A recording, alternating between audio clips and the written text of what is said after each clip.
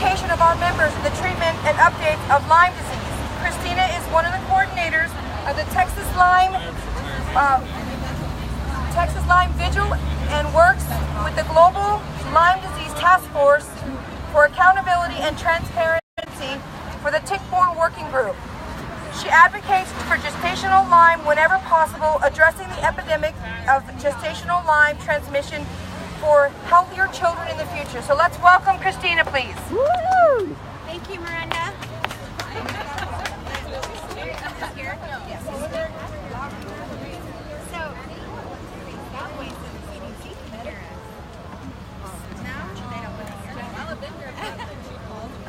Good afternoon, everybody. Thanks so much for coming out. My name's Kristina Bauer, and thank you so much, Miranda and April, and everybody for coming out and organizing this great event. Getting pregnant is one of the most exciting times to experience starting a young family. We all want to hear that healthy cry at birth and see them grow into active kids who just want to play. This is not a reality for some who've given birth to sick children who have suffered with undiagnosed Lyme, and it is heart-wrenching to watch our kids suffer, whether by uneducated physicians or faulty testing. It doesn't matter. It's still a crime and it needs solved. I want to address gestational Lyme with you today and how to prevent it. The kids today will be helping along our generation when we're in retirement years. It makes fiscal and logical sense to help them be their healthiest. My name is Kristina Bauer, and I'm the mother of 4 children with gestational Lyme. 2 have been really sick, doing much better, and 2 have been done very well. I passed Lyme to all 4 kids during pregnancy unnecessarily, as research shows. The government knew gestational Lyme existed in 1985. Some of my children and I have been bedridden, in severe pain, had seizures, lost the use of our body and ability to think. One child was in 4 different schools by the 2nd grade due to undiagnosed illness, causing severe learning difference, and now we're dealing with another who's doing very well in health but struggling with strep and learning difference. After treatment over 3 years, the one that was in 4 different schools gets straight A's, and he's rebuilt his self-confidence, as that is a huge part. Yeah. Okay, speak into this. I have 4 kids. I can be loud. Yeah, speak into this. Okay. Sorry. We've spent several years' salaries on extended antibiotics and other validated therapies, and successfully cleared 4 of 5 of us from Lyme disease, viruses, co-infections, but only for now. As once you get Lyme disease, you have it forever. I had my first baby in 2003 and suffered for decades in silence after birth, crashing. After pregnancy takes a toll on a mother's body. I was told I had a myriad of illnesses, but never, ever was tested for Lyme disease in all of those 30 years that I suffered until 2012.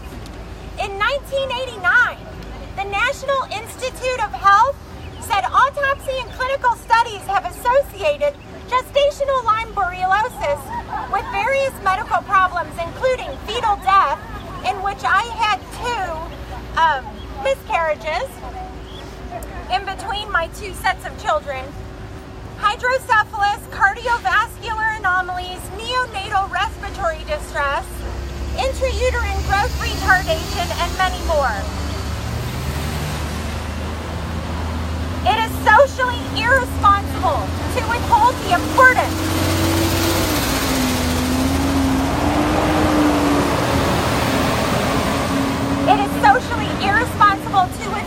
importance of prompt and proper testing to a mother. These kids get sick more often and more severe than others with healthier immune systems. When their immune system gets down, they miss school, carry piles of homework, miss playing ball games, and sometimes act different due to ADHD, ADD, and several other things that are considered learning difference are really undiagnosed Lyme disease. Lyme affects all systems. These kids need lifted up, not shoved down. Yes. By denying them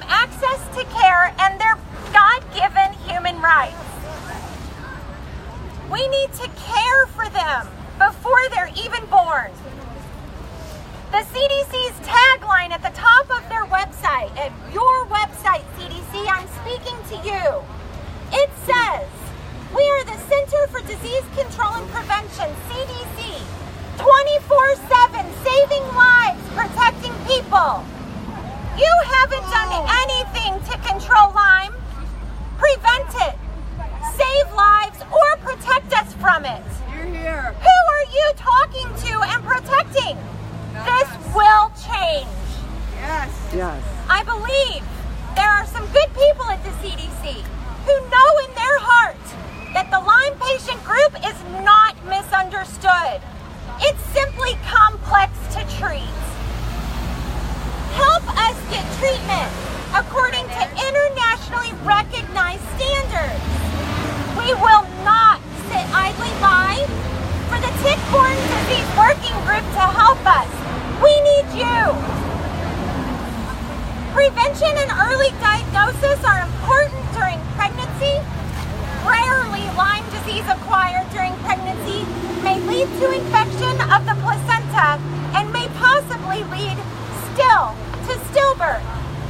Studies of women infected during pregnancy have found there are no negative effects on the fetus when the mother receives appropriate antibiotic treatment for Lyme. According to a veteran OBGYN and dear friend of mine, of 35 years he was an OB-GYN, turned to treat Lyme disease because of his own bout with Lyme disease and family's bout with Lyme disease, grandchildren with autism, and so forth. He says, and I quote, often women don't know they have Lyme disease and go through pregnancy, then deliver and crash. That's what happened to me. All the symptoms start coming back, and we struggle to have the energy to take care of a newborn. That's already a daunting task for anyone who's healthy. Refrain from pregnancy, he says, until infection is in remission. But if you mess up, antibiotics are recommended. Thank you, Dr. W. And all of those brave doctors who are willing to treat us with chronic Lyme disease.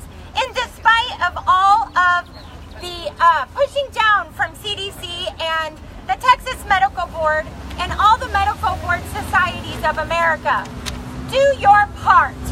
Be responsible in the generational epidemic of Lyme disease and do what's right for those who need treatment. We honor the children who have passed today. Together we can end this fight. Help us.